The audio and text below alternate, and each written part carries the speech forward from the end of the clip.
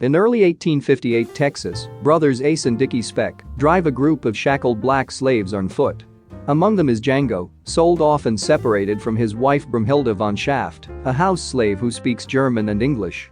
They are stopped by Dr. King Schultz, a German dentist turned bounty hunter seeking to buy Django for his knowledge of the three outlaw Brittle brothers, overseers at the plantation of Django's previous owner, and for whom Schultz has a warrant. When Ace levels his gun at him, Schultz kills him and shoots Dickie's horse. As a result, the horse falls on top of Dickie, pinning him to the ground. Schultz insists on paying a fair price for Django before leaving Dickie to the newly freed slaves, who kill him and follow the North Star to freedom. Schultz offers Django his freedom and $75 in exchange for help tracking down the Brittles. Django and Schultz kill the Brittle brothers at Spencer, Big Daddy Bennett's Tennessee plantation. Bennett rounds up a posse whom Schultz ambushes with explosives, killing most of them, while Django kills Bennett. Obliged to Django, Schultz takes him on as an apprentice and agrees to help him find and rescue Brumhilde. They return to Texas where Django collects his first bounty, keeping the handbill as a memento. He and Schultz rack up several bounties before spring, when they travel to Mississippi and learn that Brumhilde's new owner is Calvin J. Candy, the charming but cruel owner of the Candyland plantation, where slaves are forced to wrestle to the death in brutal Mandingo fights. Schultz and Django hatch a plan.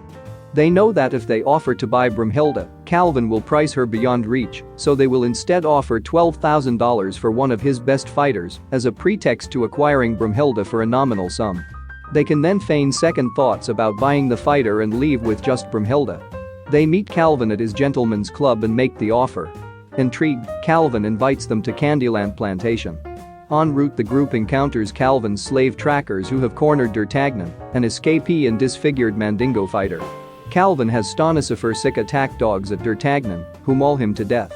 Having told Brumhilde of their plan, Schultz offers to buy her as his escort while negotiating the initial deal during dinner. Calvin's house slave Stephen realizes that Brumhilde knows Django, accurately deduces their plan, and alerts Calvin. Calvin alters the deal at gunpoint so that Brumhilde will be bought for $12,000 instead of the fighter. Schultz reluctantly agrees. During the finalization of the sale, Calvin threatens to have Brumhilde shot if Schultz does not shake his hand to seal the deal, and Schultz instead shoots him dead.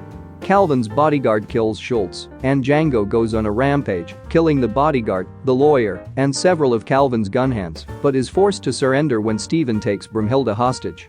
The next morning, Django is tortured and about to be castrated when Stephen arrives, halting the torture to say that Calvin's sister Lara has taken charge and that Django will instead be sold to a mining company and worked to death. En route there, Django uses his first handbill to prove to his escorts that he is a bounty hunter. He claims the men on the handbill are at Candyland and promises the escorts all but $500 of the reward money. Once released, Django kills his escorts and returns to Candyland with a bag of dynamite. Recovering Brumhilde's freedom papers from Schultz's corpse, Django avenges him and D'Artagnan by killing Stanislaus and the other trackers and frees Brumhilde just as Calvin's mourners return from his burial. At the mansion, Django kills Lara and the remaining henchmen, releases the two remaining house slaves, and kneecaps Stephen before igniting the dynamite he had planted throughout the mansion. Django and Brumhilde watch from a distance as the mansion explodes before riding off together.